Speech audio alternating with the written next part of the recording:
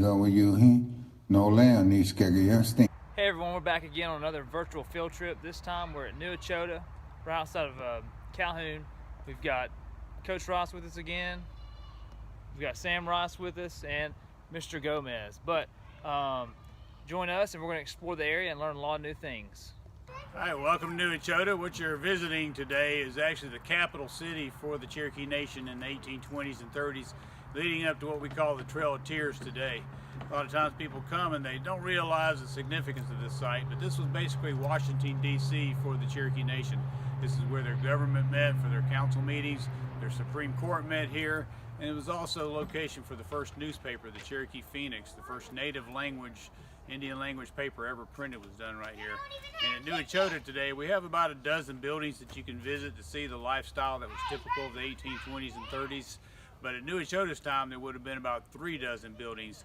And it was based right here on the banks of the ᎤᎮᎮᎪ River and encompassed about 200 acres, which is what the park holds today, with the ᎤᎮᎮᎪ River and the ᎤᎮᎮᎪ River being the boundaries for the state park today on the east side and the north side also. Come with us as we take a look around some more. Today we are at our first stop here at New Echota. Today visitors can see 12 original and reconstructed buildings. And I think that's definitely one of the things that you'll see here. New Echota and the Cherokee Nation was very different from many of your other Native American tribes here in the United States. The Cherokee were predominantly a sedentary society. The people here had a town, they had a culture, and you'll notice that around here, many of the homes look very similar to what you would see in other areas during the time period. The Cherokee Nation were also an agrarian farming society. They were not nomadic like a lot of your other Native American cultures are. At the same time, throughout the Native American culture, specifically in the Cherokee Nation, you can see the influence of European culture, American culture, and the frontier culture. One of the standards in 8th grade discusses the westward expansion. And here we're standing in a Cherokee house. However, this same setup would be what you would see typically in almost any frontier cabin throughout the United States. All right, right here is another aspect of one of the homes that you'll see that's kind of very characteristic of the time period. Pre-industrial revolution, a lot of the work was done in a cottage industry environment where people would work from home. Similar to the current situation we're in, at the same time we can see how these industries of the past influenced the current industries, such as the carpet industry, and how spinning is similar to quilling and other activities that you'll see throughout northwest Georgia or other parts of Georgia. We're outside the council house here at New Echota at the center of the Cherokee Nation, and they thought about the same concept when they chose this location 200 years ago. We're actually here 201 years after the first council meeting, which took place in 1819. Let's go inside this reconstructed building and replica of the council house and learn some more facts. As I mentioned, at the visitor center, guests can purchase original Native American arts, crafts, and Yeah, you'll notice that there are many other buildings here on campus. As Sam started us off with, we have the visitor center here, we have several replica houses, but you also see some of the governmental buildings as well. Here we are in the council building here. This is a great indication of the Cherokee Nation, and it really tells a lot about their sophistication there. The Cherokee Nation was an independent sovereign state. It had a constitution which divided the government into 3 separate but equal branches. It had a bicameral legislature, and it regularly met here to oversee this area. That brought into a lot of conflict with the state of Georgia being this close to the state of Georgia and Georgia's sovereignty, and Georgia really saw the Cherokee Nation as a threat to its individual sovereignty and did not want to see an enclave inside of its sovereign state. We're standing here with 3 portraits behind me. And this is actually the executive branch of the Cherokee Nation. A lot of people are surprised when they find that by 1827 in New Echota, the Cherokee Nation had a written constitution that had been formulated right here. And it was fashioned after the United States Constitution. There was 3 branches to their government, just like ours.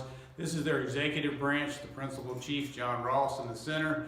The deputy chief, what we would kind of consider the vice president today, was their vice chief, and that's Major Ridge.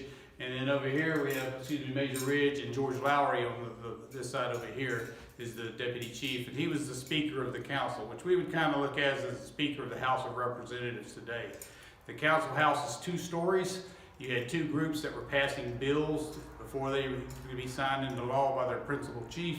They had to be passed by both houses, just like our Senate and our House and our Congress today. And so their Constitution, if you read it, starts like ours. We, the people of the Cherokee Nation, in order to form a more perfect union, establish justice. So the preamble is worded very much like ours. The 3 branches of the government were formed very much like ours. And a lot of that assimilation or change to our kind of lifestyle, as we think of it, was to show the surrounding states that they could get along better and live much like us, and hopefully they would not be forced off of this land, which unfortunately, as we know today, did end up happening in 1838 and 1839 on what we today call the Trail of Tears. As we mentioned a little bit before, disagreements over sovereignty led to conflicts between the Cherokee Nation and the state of Georgia as the state of Georgia tried to move in onto Cherokee land. Many of you will be very familiar with the Worcester versus Georgia court case, where the representatives of the Cherokee Nation basically sued the state of Georgia for to justify their sovereignty here, and the Supreme Court sided with the Cherokee Nation. But despite all of that, the state of Georgia still continued to move forward to try to remove the Cherokee from the land and to take over it. This is a great example of this. The state of Georgia, all the way back to 1832, as you'll know, the Trail of Tears is not till 1838, 1839, but all the way back to 1832, they were sending surveyors here on Cherokee land to map it out. That way they could start a land lottery to start selling off and giving away the Cherokee land. Hey everyone, we're outside of the courthouse here at New Echota. This courthouse served as both the Supreme Court for the Cherokee Nation and the District Court here in the ᎤᎮᎮဿ꿩 District. The Cherokee Nation was comprised of 8 different districts, with the ᎤᎮᎮဿ౦ District housing the capital. Similar to modern times, you'd have your court systems work their way up from the district to higher levels. At the same time, to serve in the Cherokee government, you had to be 25 years or older and a male. However, prior to this, or prior to the creation of the Cherokee Nation officially, females had a larger say-so in their council. And we've seen the same transition back in the Cherokee Nation in modern times, with several chiefs serving as, or several females serving as chiefs. Along with the historical buildings and that stuff, there are also nature trails. They lead visitors to Newtown Creek and a small beaver pond. Welcome to the Worcester House. This is the home of Samuel and Ann Worcester and their daughters that lived here. The house was built in 1827 and is actually the only original building we have at New Echota. Although the cabin and the tavern and some of the historic buildings you'll see here are as old or even older than this one, they were all taken apart, brought here, and put back together as reconstructions as part of the park project. But this building is actually sitting in its original location. Built in 1827, it was a missionary's house, but it was also a missionary post where he worked as a missionary and a preacher. He was instrumental in activities at New Echota because he was also very active in printing press knowledge, and was instrumental in helping the Cherokee get their newspaper started here. And he was involved in a very important case called Worcester v. Georgia, where the state of Georgia arrested him and other missionaries that were on what Georgia considered her property, but the Cherokee Nation considered Cherokee Nation land. Here we are in the print shop. What you can see over here on my right is a model of the printing press that was used to make the newspaper here of the Cherokee Nation, which was called the Cherokee Phoenix. The Cherokee Phoenix used the Cherokee alphabet, which was created by Sequoia, and you can see a painting of him over here on the wall. The Cherokee Phoenix gets its name representing the struggle of the Cherokee Nation against opinions that others had of the Cherokee people as being savages and it's representative of them rising and overcoming those stereotypes there. Thank you for joining us on our last virtual field trip here at New Echota, the capital of the Cherokee Nation. We'd like to say a big thank you to Mr. Gomez for giving us a behind-the-scene look at New Echota. We hope that this has given you the motivation that you need to get out the door and support your local parks, specifically your local state parks and county parks during this pandemic. We hope that you can apply some of these concepts to your classroom and to your life. Thank you for joining us. Go Siskin, Oleg Woniski.